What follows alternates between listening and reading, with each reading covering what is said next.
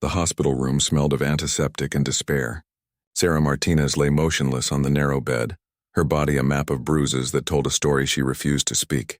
For 3 days she had not uttered a single word to anyone, not to the nurses who changed her bandages with gentle hands, not to the police officers who sat patiently beside her bed, notebooks ready, not even to her own sister who flew in from California, tears streaming down her face as she whispered pleas for Sarah to just say something, anything. The silence had become Sarah's armor, her final defense against a world that had already taken everything from her. Her left arm was in a cast, 3 ribs were cracked, and a deep gash across her forehead required 16 stitches. But the worst wounds were the ones that could not be seen, the ones that made her flinch whenever someone moved too quickly or spoke too loudly. Dr. Patricia Wells had tried everything. She had explained that talking about trauma could help with healing. She had brought in counselors and social workers. She had even suggested art therapy, thinking that maybe Sarah could express herself without words. Nothing worked. Sarah would simply stare at the ceiling, her dark eyes empty and distant as if her soul had retreated somewhere far away where no one could reach her. The police investigation had stalled completely. Without Sarah's testimony, they had only fragments of evidence. They knew she had been found unconscious in the parking lot of a downtown bar at 2 a.m. Security cameras showed her entering the establishment alone around 10 o'clock, but the footage from the back alley where she was discovered had been mysteriously damaged. The bartender remembered serving her 1 drink, but after that, the timeline became murky. Detective Maria Rodriguez had worked assault cases for 12 years, but Sarah's silence was unlike anything she had encountered. Usually, victims were either eager to tell their story or clearly too traumatized to speak. Sarah seemed different. There was something in her eyes that suggested she was choosing silence, not because she could not speak, but because she would not. It was as if she had made a conscious decision to lock away whatever had happened that night. The medical staff had done everything they could for her physical injuries, but they were growing concerned about her mental state. She ate only when absolutely necessary and slept in short, fitful bursts. Nurses reported that she often seemed to be listening for something. Her head tilted slightly as if expecting danger to come through the door at any moment. Sarah's sister, Maria, had taken leave from her job as a teacher to stay by her side. She talked constantly, filling the silence with stories from their childhood, updates about family members, anything to try to break through the wall her sister had built. She told Sarah about their mother's new garden, about their nephew's first steps, about the promotion she had received at work. But Sarah remained unreachable, lost in whatever darkness had claimed her. The breakthrough came on a Tuesday afternoon when the hospital was unusually quiet. Dr. Wells was making her rounds when she noticed a new face in the hallway. A tall man in military fatigues was speaking with the head nurse, his voice low and professional. She recognized the bearing immediately, the way he stood with perfect posture, his eyes constantly scanning the environment. Military, definitely, and from his patches, she could see he was Navy. Petty Officer First Class Marcus Thompson had been visiting wounded veterans in the hospital for the past 6 months as part of a volunteer program. He had seen enough trauma in his 8 years as a Navy SEAL medic to recognize the signs in others. When the head nurse mentioned the young woman who had not spoken since her arrival, something in the description caught his attention. It was not just the physical injuries, but the way the nurse described her vigilance, the way she seemed to be constantly on guard. Marcus had requested permission to visit Sarah, not as a medical professional, but as someone who understood what it meant to carry wounds that could not be healed with surgery or medication. Dr. Wells had been hesitant at first, but she was running out of options. Traditional therapy was not working, and Sarah's condition was not improving. When Marcus first entered the room, Sarah's reaction was immediate and telling. Instead of the vacant stare she had given everyone else, her eyes snapped to his with laser focus. She assessed him quickly, taking in his uniform, his posture, the way he moved with controlled precision. For the first time since her arrival, she seemed truly alert. He did not try to make conversation immediately. Instead, he simply sat in the chair beside her bed and waited. This was a technique he had learned not in medical training, but in combat zones where patience could mean the difference between life and death.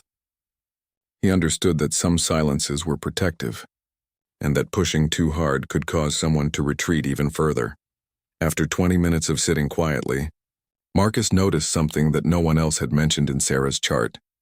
When a nurse dropped a metal tray in the hallway, Sarah's reaction was not the simple, startled response of someone who had been surprised. Her body went rigid, her breathing changed, and her eyes immediately began scanning for exits. These were not the reactions of a typical assault victim. These were the responses of someone who had been trained to expect violence. As the afternoon shifted into evening, Marcus remained by Sarah's bedside. He did not ask questions or try to comfort her with empty words. He simply maintained a presence that somehow felt different from all the others who had come before him. When visiting hours ended, he asked Dr. Wells if he could return the next day. That night, for the first time since her arrival, Sarah slept for more than 2 hours consecutively. The night nurse noted that she seemed calmer, though she still startled at unexpected sounds. Something about the SEAL's visit had shifted something inside her, though no one could yet understand what it meant or where it might lead. Marcus returned the next morning with a different approach. Instead of civilian clothes, he wore his dress uniform, complete with his combat ribbons and SEAL trident. He wanted Sarah to see exactly who he was and what he represented.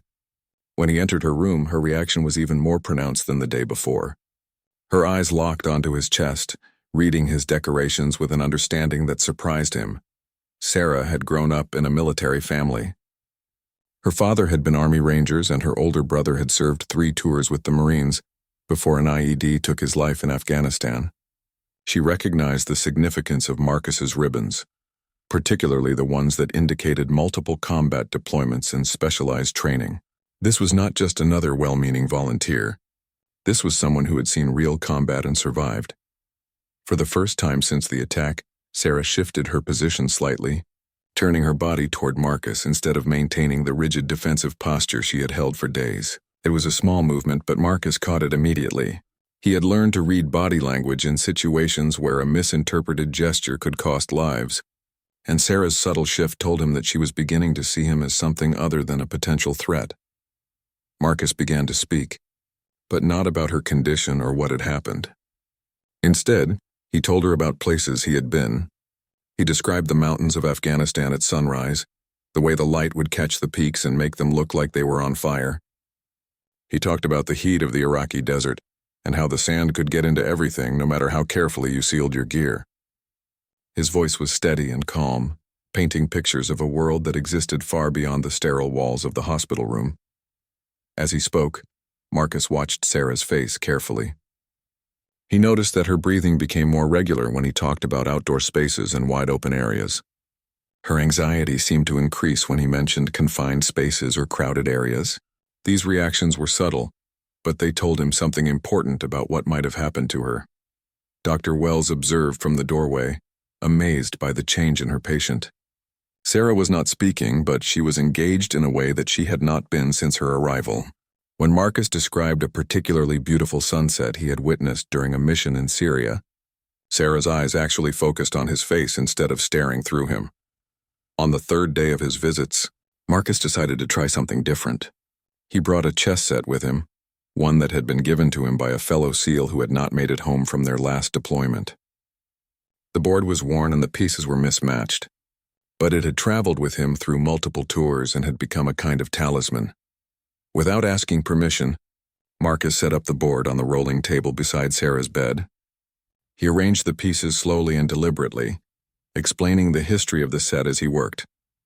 He told her about playing chess in bunkers while waiting for missions, about tournaments held between platoons during downtime, about how the game had helped him stay sane during some of the darkest moments of his military career. When he finished setting up the board, Marcus made his opening move and then waited. He did not ask Sarah to play or even acknowledge the game. He simply sat back and continued talking about other things. For nearly an hour, the chessboard sat between them, ignored but present. Then so quietly that Marcus almost missed it, Sarah reached out with her uninjured hand and moved a pawn forward 2 spaces. It was a standard opening move, but it was also the first time she had voluntarily interacted with anything in her environment since the attack. Marcus looked at the board, then at Sarah, and made his responding move without comment. They played in complete silence for the next hour, communicating only through the movement of pieces across the checkered squares. Sarah was good, better than Marcus had expected. Her moves were thoughtful and strategic. showing a mind that was sharp and analytical despite everything she had been through. When visiting hours ended that day, they had not finished their game. Sarah looked at the board with what might have been disappointment, the first clear emotion Marcus had seen her display. He told her he would return tomorrow to continue, and for the first time she nodded in response. That evening, Dr. Wells called a meeting with the psychiatric staff to discuss Sarah's progress. The chess game represented a significant breakthrough, but they were still no closer to understanding what had happened to her, or why she refused to speak. The police investigation remained stalled, and there was pressure from the district attorney's office to either file charges based on the physical evidence or close the case. Detective Rodriguez visited the next morning while Marcus and Sarah were in the middle of their second game. She watched from the doorway as they played, noting the intense concentration on both their faces. When the game ended with Sarah achieving checkmate, Marcus smiled and congratulated her. Sarah did not smile back, but Rodriguez could see something in her expression that had not been there before, a flicker of satisfaction, perhaps even pride. After Marcus left, Rodriguez approached Sarah's bed with a new strategy. Instead of asking about the attack directly, she began talking about chess. She mentioned that she had noticed Sarah was quite skilled, and asked if she had learned from her father or brother. For a moment, Sarah's expression softened, and Rodriguez thought she might actually respond. But then the walls came back up, and Sarah retreated into her protective silence once again. The breakthrough Marcus had achieved was significant, but it also highlighted how far Sarah still had to go. She was engaging with him in a limited way, but she remained completely closed off to everyone else. The medical staff began to wonder if her connection to Marcus was helping her heal, or simply creating a new form of dependence. Marcus himself was struggling with the same questions.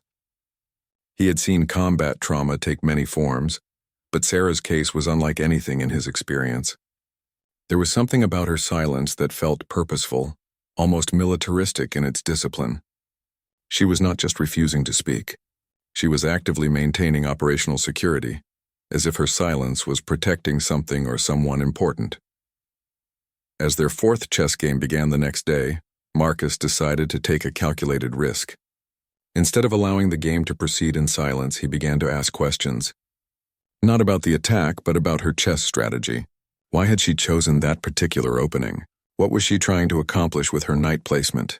These were safe questions, technical questions that had nothing to do with trauma or emotion. To his surprise, Sarah began to respond. Not with words, but with gestures. She would point to pieces, show him combinations, demonstrate tactical concepts with movements of her hands.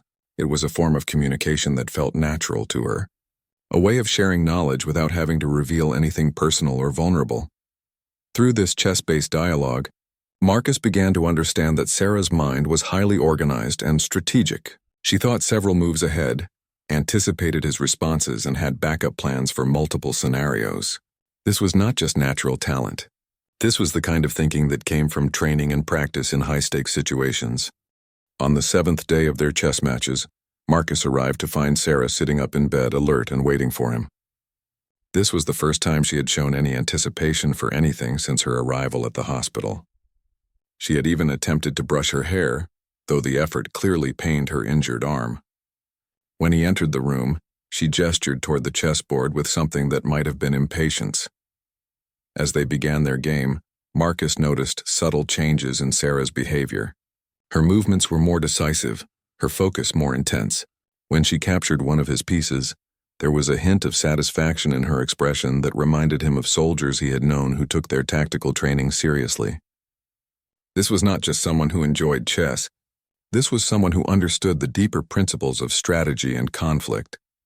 Midway through the game, Marcus made a deliberate mistake, leaving his queen vulnerable to capture.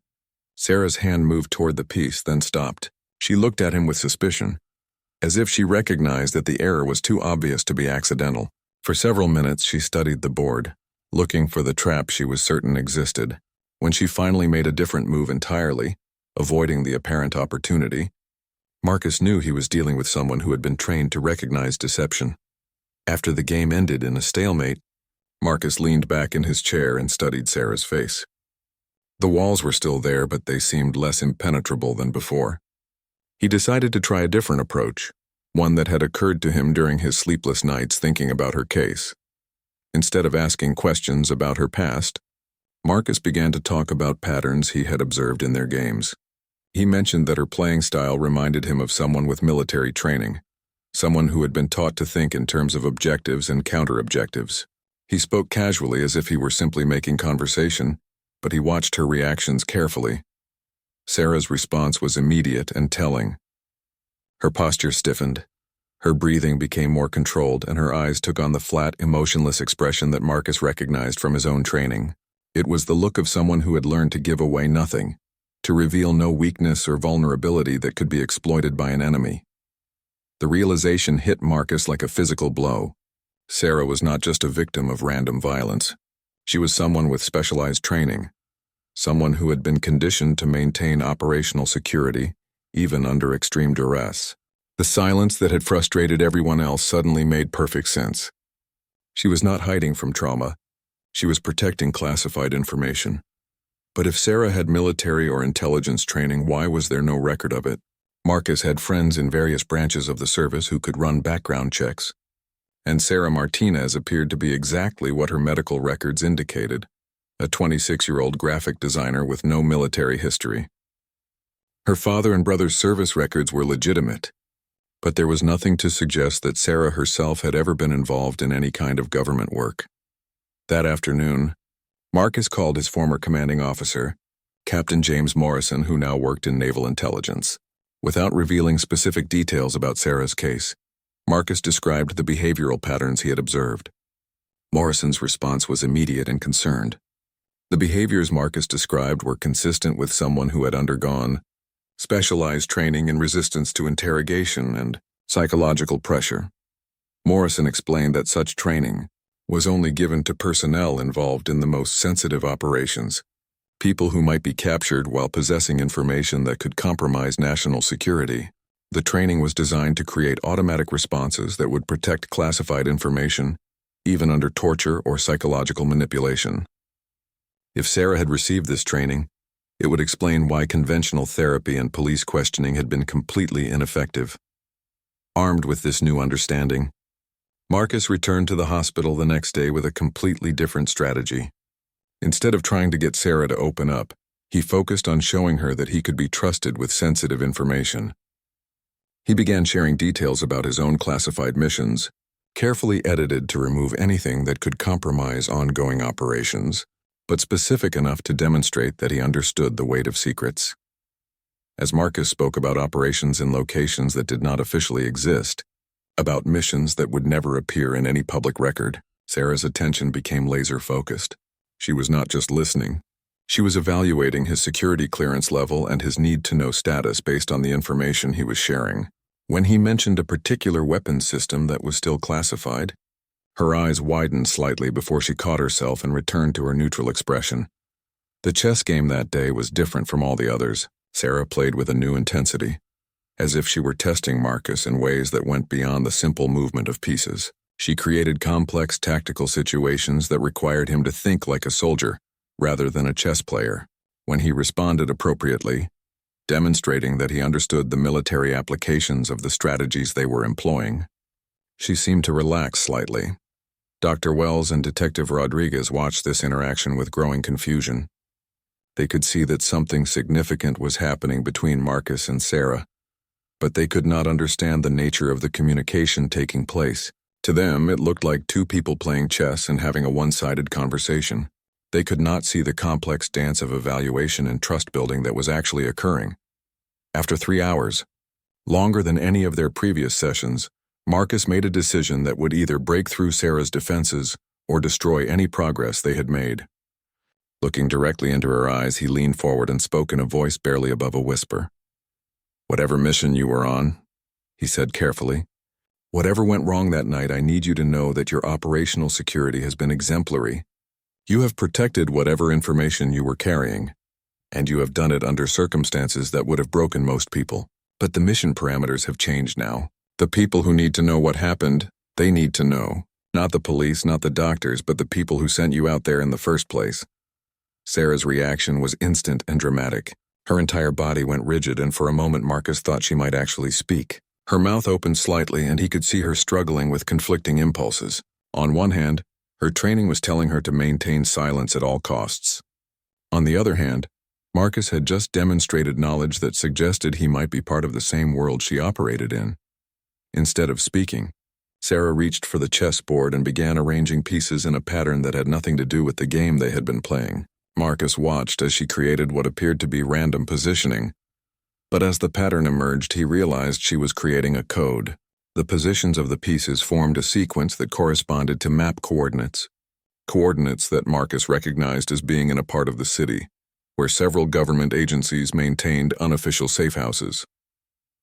Sarah looked at him expectantly, waiting to see if he would understand the message she was sending.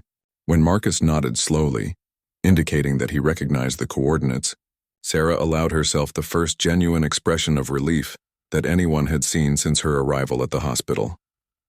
The communication breakthrough was significant, but it also created new problems. If Sarah was involved in classified government work, then her attack might not have been a random crime. It could have been a targeted operation designed to compromise an ongoing mission or extract sensitive information. The implications were staggering and would require involvement from agencies far beyond the local police department. That evening, Marcus found himself in a position he had never expected to face. He sat in his apartment staring at his secure phone, knowing that the call he was about to make would change everything for Sarah and potentially for himself.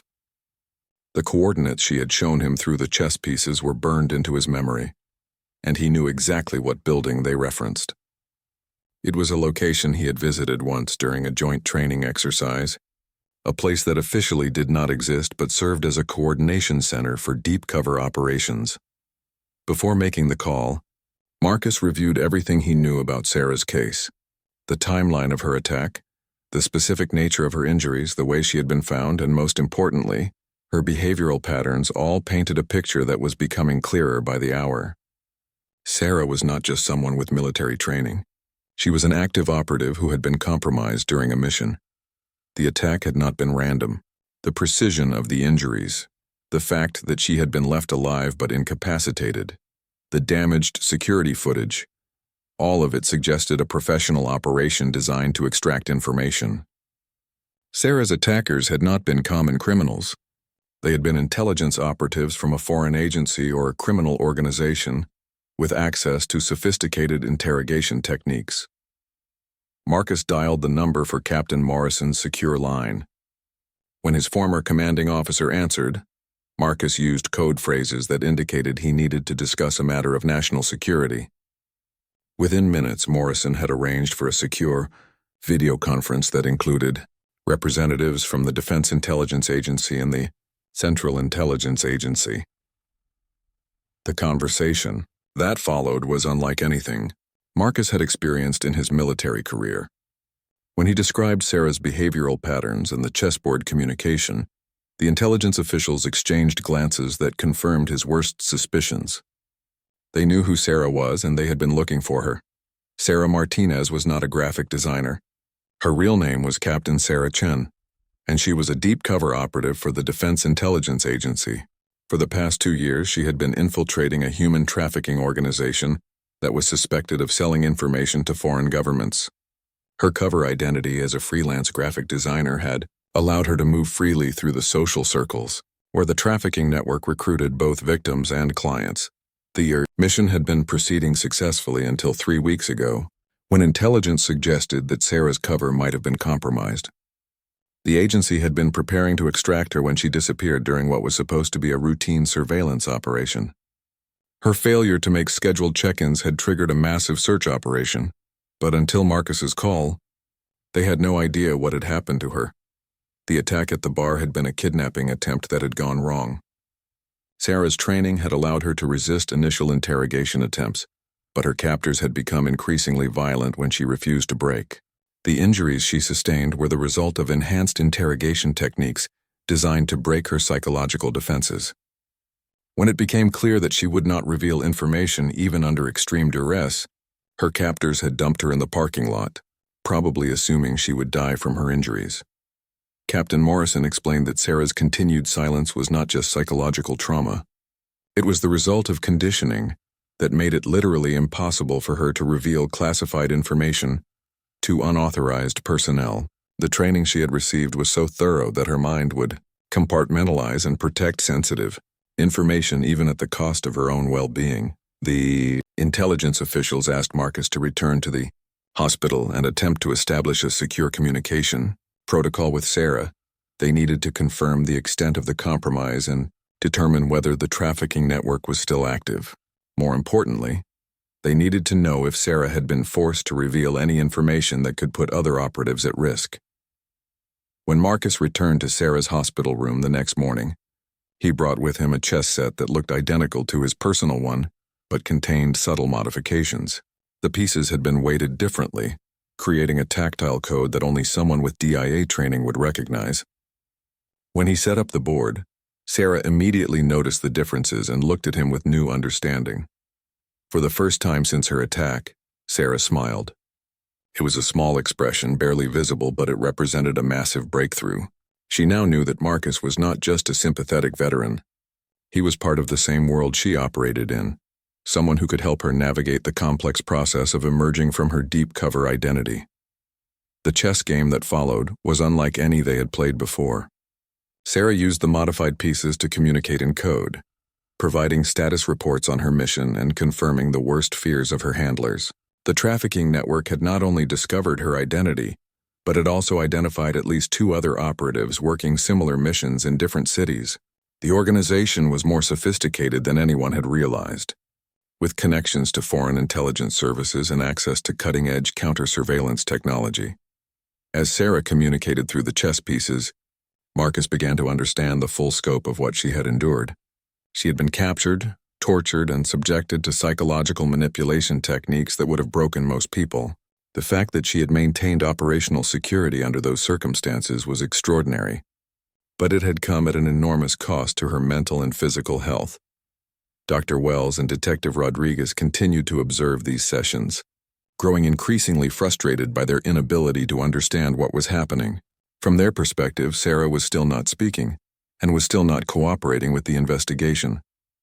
They had no idea that a completely different investigation was now taking place, one that involved national security agencies and had implications far beyond the local crime that had originally brought Sarah to their attention. The medical staff began to notice changes in Sarah's condition that they could not explain. Her sleep patterns improved dramatically, and she began eating regular meals for the first time since her arrival. The hypervigilance that had characterized her behavior began to diminish, replaced by an alertness that seemed more purposeful and controlled. She was still not speaking to the hospital staff, but she no longer seemed to be hiding from them. Marcus spent increasingly long hours at the hospital, sometimes staying well past visiting hours with special permission from Dr. Wells. During these extended sessions, he and Sarah developed an intricate communication system that allowed her to provide detailed intelligence reports about the trafficking network. The information she had gathered during her 2 years undercover was extensive and would prove crucial in dismantling the organization. However, the process of extracting this information was complicated by Sarah's psychological condition. The trauma she had experienced had created associations between verbal communication and danger. Speaking out loud, even to trusted allies, triggered anxiety responses that were so severe they could cause panic attacks. The chess-based communication system allowed her to share information without triggering these responses, but it was slow and limited. Intelligence analysts worked around the clock to process the information Sarah was providing. The trafficking network she had infiltrated was larger and more dangerous than anyone had suspected. It operated in 12 major cities across the United States and had connections to similar organizations in Europe and Asia. The network did not just traffic humans. It also served as a cover for espionage, operations, and money laundering for terrorist organizations. The revelation that Sarah had been working undercover for 2 years also explained some of the mystery surrounding her attack. The precision with which her captors had targeted her suggested inside knowledge of her mission and possibly her training. Someone within the intelligence community had leaked information about her operation, and that person was still unknown and potentially still active. As the intelligence picture became clearer, the pressure on Sarah to provide more detailed information increased. The lives of other operatives and potentially thousands of trafficking victims depended on the intelligence she possessed. But pushing too hard could undo all the progress that had been made and potentially cause permanent psychological damage. 3 weeks after Marcus first entered her hospital room, Sarah finally spoke her first words. The moment came unexpectedly during what had become their daily chess session. Marcus had just made a move that put her king in check when she looked up at him and whispered, "You're not seeing the real threat." Her voice was hoarse from disuse, barely audible, but the words carried weight far beyond their simple meaning. Marcus understood immediately that she was not talking about the chess game. She was referring to the intelligence operation that had brought them together, and she was warning him that the situation was more dangerous than anyone realized. Over the next hour, speaking in whispers between chess moves, Sarah began to reveal the true scope of what she had discovered during her undercover mission. The trafficking network was not just a criminal organization. It was a front for a foreign intelligence operation designed to compromise American government officials and military personnel. The victims were not just being sold for exploitation. They were being used as leverage against people in positions of power, Sarah explained. That her cover had been blown because someone within the Defense Intelligence Agency had been feeding information to the trafficking network. This mole had not only compromised her mission, but had also endangered the lives of at least 6 other operatives working similar cases across the country. The attack on Sarah had been both punishment for her, investigation, and an attempt to extract the names of other undercover agents she might have identified. The chess pieces became tools for drawing organizational charts and mapping connections between the trafficking network and various government agencies. Sarah's artistic training as a graphic designer, combined with her intelligence background, allowed her to create detailed visual representations of complex relationships that would have been difficult to convey through words alone. Marcus realized that Sarah's silence had not just been protective, it had been strategic. She had been waiting for the right person to communicate with, someone who could understand the full implications of what she had learned and who had the clearance level necessary to act on the information. By remaining silent with everyone else, she had protected not only classified information, but also the lives of other operatives who were still in the field. As Sarah continued to speak in careful whispers, Marcus began to understand why her psychological conditioning had been so strong. She had been selected for the trafficking mission because of her unique combination of artistic skills, language abilities, and psychological resilience. The training she had received was reserved for only the most sensitive operations, missions where capture could mean not just personal death but the compromise of entire intelligence networks. The information Sarah provided painted a picture of corruption that reached much higher into the government than anyone had suspected. The trafficking network had been operating for over 5 years, and during that time it had successfully compromised dozens of officials in various agencies. Some had been blackmailed with evidence of their participation in trafficking activities. Others had been recruited through more traditional intelligence techniques involving money, ideology, or family pressure. Dr. Wells noticed the dramatic change in Sarah's condition, but remained puzzled by her continued refusal to speak to medical staff or police officers. What the doctor could not know was that Sarah's training included specific protocols for interacting with different categories of people during a compromised mission. Medical personnel and local law enforcement were classified as potential security risks because they were not subject to the same background investigations as military and intelligence personnel. Detective Rodriguez continued her investigation, but she was increasingly frustrated by the lack of cooperation from federal agencies. Every lead she pursued seemed to hit a wall of bureaucracy and classification restrictions. She suspected that Sarah's case was connected to something much larger than a simple assault, but she had no way to access the information that would confirm her suspicions.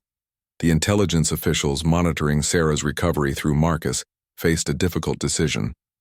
The information she was providing was crucial for dismantling the trafficking network and identifying the mole within the DIA. But extracting her from her cover identity would put her at enormous risk. As long as she remained in the hospital under her false identity, she was relatively safe. But once her real identity became known, The same people who had tried to kill her would certainly try again. Sarah herself was aware of this dilemma and had strong opinions about how it should be resolved. During one of their chess sessions, she made it clear to Marcus that she wanted to complete her mission rather than disappear into a witness protection program. The trafficking network was still operational, and the mole within the intelligence community was still active. As long as these threats remained, other operatives would be at risk, and more victims would be trafficked. Marcus found himself in the unprecedented position of serving as a communications link between an active intelligence operative and her handlers, while she remained in a civilian hospital under a false identity. The complexity of the situation was unlike anything in his military experience, and he struggled with the ethical implications of his role. The breakthrough in Sarah's condition allowed for more detailed planning of the next phase of the operation. Intelligence officials determined that the best strategy would be to allow Sarah to maintain her cover identity while providing her with backup support for a final mission designed to expose the mole and gather evidence against the trafficking network's leadership. However, this plan required Sarah to return to an environment where she had already been compromised once. The psychological pressure of maintaining a cover identity while knowingly being hunted by sophisticated adversaries would be enormous, even for someone with her training and experience. Sarah's response to this proposed plan surprised everyone involved. Instead of expressing concern about the risks, she seemed energized by the possibility of completing her mission. Her training had conditioned her to focus on objectives rather than personal safety, and the objective of dismantling the trafficking network was more important to her than her own well-being. Dr. Wells began preparations for Sarah's discharge from the hospital, though she remained concerned about her patient's psychological state. The trauma Sarah had experienced was severe, and while she had made remarkable progress in communicating with Marcus, she had not addressed the emotional impact of her ordeal. The doctor worried that Sarah was suppressing her trauma rather than processing it, which could lead to serious mental health issues in the future. The final chess game between Marcus and Sarah took place on the day before her scheduled discharge. Instead of playing a normal game, Sarah used the pieces to create a detailed map of the trafficking network's operations, including locations of safe houses, transportation routes, and communication protocols. This information would be crucial for the coordinated raids that would take place once she was back in the field.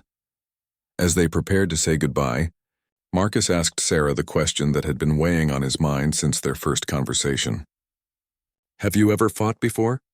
he asked, referring not to physical combat but to the psychological warfare she had been engaged in throughout her mission. Sarah's answer revealed the depth of her commitment and the cost of her service. "Every day," she whispered. "For 2 years, every single day has been a fight. But this is the fight that matters, and I'm not finished yet." Sarah's discharge from the hospital marked the beginning of the most dangerous phase of her mission. She returned to her apartment under the Sarah Martinez identity, but everything had changed. The safe house that had once been her refuge now felt like a trap. Every shadow could hide a surveillance operative, every phone call could be monitored, and every person she encountered could be working for the trafficking network. Marcus maintained contact through carefully orchestrated meetings that appeared coincidental to any outside observers. They would encounter each other at coffee shops, bookstores, and parks, engaging in brief conversations that looked like casual encounters between acquaintances. During these meetings, Sarah would pass information using techniques she had perfected during her years undercover, hiding intelligence reports in art supply purchases and embedding coded messages in seemingly innocent social media posts. The intelligence picture that emerged from Sarah's reports was even more disturbing than anyone had anticipated. The trafficking network had evolved beyond simple human exploitation into a sophisticated espionage operation that threatened national security at the highest levels. The organization had successfully placed assets within multiple government agencies, including some with access to classified military operations and foreign policy decisions. Sarah's investigation had identified the network's primary method of operation. They would target young people from vulnerable backgrounds, particularly those with language skills or technical abilities, and gradually introduce them into trafficking situations. Once these victims were compromised, they would be used as leverage against family members who worked in government positions or had access to sensitive information. The psychological manipulation techniques employed by the network were sophisticated enough to create victims who genuinely believed they were willing participants rather than exploited individuals. This made it extremely difficult for law enforcement to build cases against the organization, as many victims would not cooperate with investigations and some would actively defend their traffickers. Detective Rodriguez continued to investigate Sarah's original assault case. Unaware that her subject had returned to active duty, the detective had developed her own theories about the attack, suspecting it was connected to organized crime rather than random violence. Her investigation had uncovered connections between the bar where Sarah was found in several businesses that were suspected fronts for money laundering operations. While Rodriguez pursued her investigation through traditional law enforcement channels, Sarah was conducting her own investigation using intelligence techniques that operated outside normal legal constraints. She had resumed her cover identity completely, returning to work as a freelance graphic designer, and slowly re-establishing contact with members of the trafficking network who believed she had simply disappeared for a few weeks. The risk of this strategy was enormous. Sarah's captors had demonstrated their willingness to use extreme violence when they suspected her of being an intelligence operative. By returning to the same environment where she had been compromised, she was essentially offering herself as bait in a trap designed to catch much larger prey. Marcus struggled with his role as Sarah's primary contact and support system. His military training had prepared him for many dangerous situations, but supporting a deep cover operative who was deliberately putting herself at risk was unlike anything he had experienced. He found himself constantly worried about her safety while knowing that he could do nothing to protect her without compromising her mission. The intelligence officials coordinating the operation were equally concerned about the risk Sarah was taking, but they recognized that her unique position within the trafficking network made her irreplaceable. No other operative had spent 2 years building the relationships and gathering the intelligence that would be necessary to dismantle the organization completely. Sarah's psychological state during this period was a constant concern for everyone involved in the operation. The trauma she had experienced during her capture and torture had not been fully addressed due to the need to maintain operational security. She was essentially functioning as an operative while carrying the psychological burden of severe trauma, a combination that could lead to catastrophic breakdown at any moment. During one of their covert meetings, Marcus noticed signs that Sarah was beginning to show the strain of her situation. Her hands shook slightly when she handled documents. She had lost weight that she could not afford to lose, and her hypervigilance had returned to levels that were unhealthy, even for someone in her situation. When he expressed concern about her condition, Sarah's response was telling. "The mission comes first," she said quietly. "My personal issues can be dealt with after we stop them from hurting more people. There are girls being trafficked right now while we're having this conversation. Every day we delay means more victims." This response revealed the depth of Sarah's commitment to her mission, but also highlighted the dangerous psychological state she was operating in. Her training had conditioned her to suppress personal needs in favor of mission objectives, but the trauma she had experienced had made this conditioning potentially self-destructive. The breakthrough in the case came when Sarah identified the mole within the Defense Intelligence Agency. Through careful observation and analysis of information flow patterns, she had determined that the leak was coming from someone with access to operational planning at the highest levels. The mole was not just selling information. They were actively participating in the targeting of American operatives. Sarah's identification of the mole created a new set of challenges for the operation. The individual in question held a position of significant authority within the intelligence community and had relationships with officials throughout the government. Exposing them would require evidence that could withstand intense scrutiny and political pressure. To gather this evidence, Sarah would need to take even greater risks. She would have to establish direct contact with senior members of the trafficking network and document their connections to the mole. This would mean attending meetings and participating in activities that could result in her capture or death if her cover was blown again. The intelligence officials coordinating the operation faced a difficult decision about whether to allow Sarah to take these risks or to extract her and attempt to build a case based on the information she had already gathered. The evidence they currently possessed would be sufficient to disrupt the trafficking network but would not be enough to expose the full extent of the corruption within the government. Sarah made the decision for them by taking action on her own initiative. Using her cover identity, she arranged a meeting with one of the network's senior operatives under the pretense of expanding her role within the organization.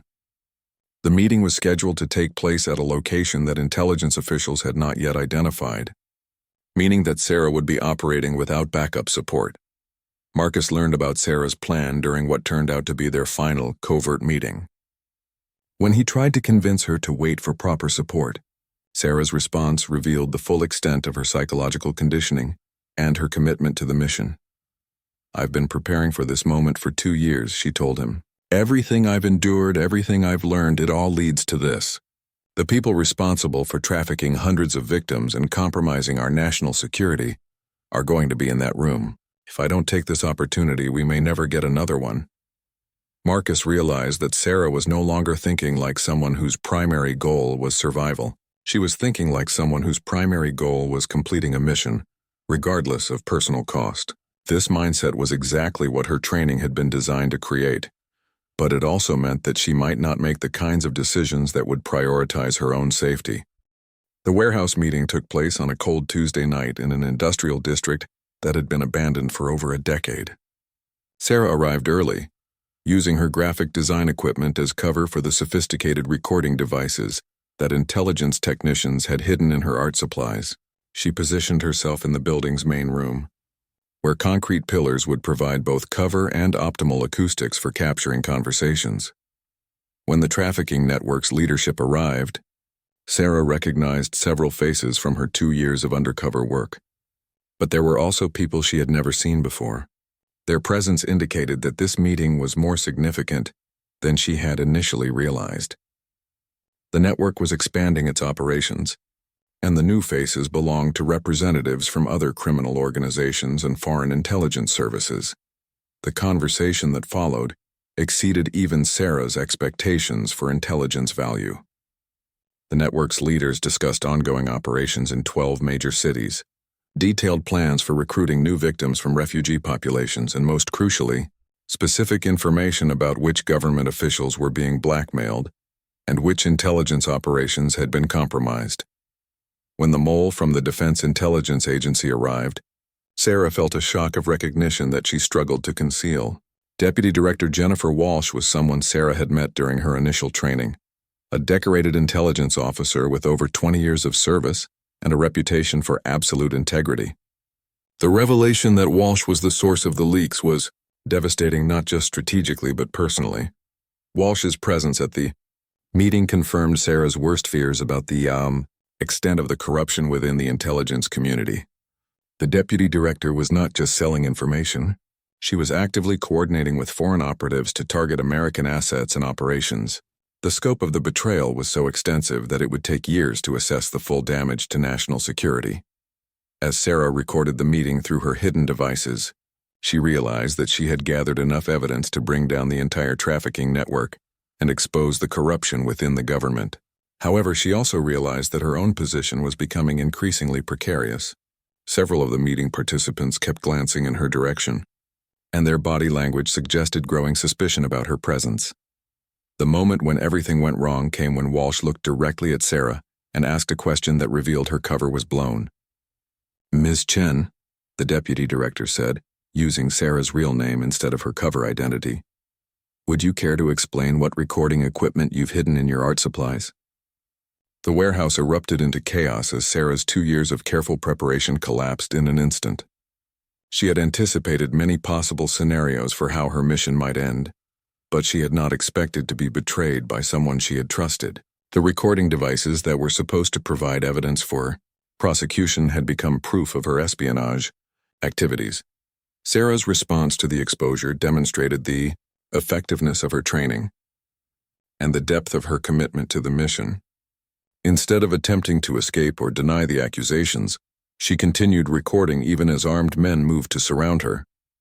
Every additional moment of conversation was potentially valuable intelligence, and she was determined to gather as much as possible before her situation became completely hopeless. The confrontation that followed was unlike anything Sarah had experienced during her previous capture. Walsh and the trafficking network's leaders were no longer interested in extracting information from her. They wanted to eliminate her as a threat.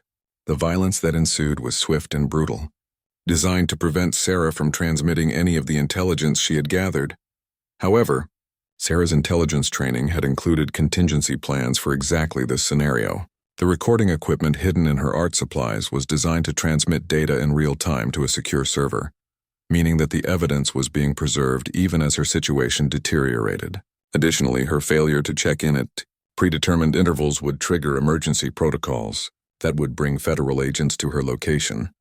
Marcus was part of the quick reaction force that responded to Sarah's missed check-in. When intelligence officials lost contact with her, they immediately dispatched teams to all known meeting locations in the industrial district. The sound of gunfire led them to the correct warehouse, where they found evidence of a significant struggle, but no sign of Sarah or the meeting participants. The investigation that followed revealed the full scope of Sarah's achievement and sacrifice. The recordings she had transmitted provided evidence that led to the arrest of over 200 individuals involved in trafficking operations across the country. Deputy Director Walsh was arrested at her home 2 hours after the warehouse meeting, and the investigation into her activities would eventually expose corruption that reached into the highest levels of multiple government agencies. Sarah herself was found 3 days later in a hospital in Mexico, barely alive but still maintaining the operational security protocols that had kept her alive throughout her mission. She had managed to escape from the warehouse during the chaos following her exposure, but her injuries were severe and her psychological condition was critical. The medical team that treated Sarah's injuries found evidence of the sophisticated torture techniques that had been used against her during both her original capture and her final confrontation with the trafficking network. However, they also found something remarkable. Despite everything she had endured, Sarah had maintained detailed mental records of names, locations, and operational details that provided additional intelligence value beyond what had been captured in her recordings. When Marcus was finally allowed to visit Sarah in the secure medical facility where she was recovering, he found her in a condition that was both heartbreaking and inspiring. Her physical injuries would heal with time, but the psychological impact of her experiences would require years of specialized treatment. Yet her first words to him were about the mission she had completed. "Did we get them all?" she asked, her voice barely above a whisper. When Marcus confirmed that the trafficking network had been dismantled and the mole had been exposed, Sarah smiled for the second time since he had known her. "Then it was worth it," she said. "Every single day of those 2 years, every moment of pain, it was all worth it." The intelligence community's assessment of Sarah's mission concluded that her work had prevented the trafficking of an estimated 3,000 potential victims and had exposed foreign intelligence operations that posed significant threats to national security. The evidence she gathered led to congressional investigations that resulted in major reforms within multiple government agencies. Sarah's recovery was long and difficult, complicated by the fact that she could never return to anything resembling a normal life. Her identity had been so thoroughly compromised that she would need to live under protection for the foreseeable future. However, her service had not gone unrecognized. In a classified ceremony attended only by the highest levels of the intelligence community, Sarah received decorations that acknowledged her extraordinary courage and sacrifice. 6 months after the warehouse meeting, Marcus visited Sarah at the secure facility where she was continuing her recovery. They played chess again, but this time the game was simply a game, without coded messages or hidden meanings. When Sarah achieved checkmate, she looked up at Marcus with an expression that was both peaceful and determined. "Have you ever fought before?" Marcus asked, echoing the question he had posed during their first real conversation. Sarah's answer reflected both the journey she had completed and the challenges that still lay ahead. "I've fought," she said quietly, "and I've won. But the real fight is learning how to live with what fighting costs. That's the battle I'm working on now." The friendship that had begun in a hospital room with a chess game had evolved into something deeper and more complex. Marcus continued to visit Sarah regularly, not as an intelligence contact, but as someone who understood the unique challenges faced by people who had sacrificed everything in service to their country. Their chess games became a form of therapy that helped both of them process experiences that could not be shared with anyone else. Sarah's story became a classified case study used in training programs for intelligence operatives. Though her identity and specific details remained protected, her methods for maintaining operational security under extreme duress and her innovative communication techniques became standard elements of advanced resistance training. Most importantly, her willingness to continue fighting even after suffering devastating trauma became an inspiration for other operatives facing similar challenges. The question Marcus had asked in that hospital room, "Have you ever fought before?" had revealed a fighter whose strength came not from physical prowess but from an unbreakable commitment to protecting others. Sarah's fight had taken her from silence to speech, from isolation to connection, and from victim to victor. It was a fight that continued every day as she worked to rebuild her life and find new ways to serve the principles she had nearly died to defend.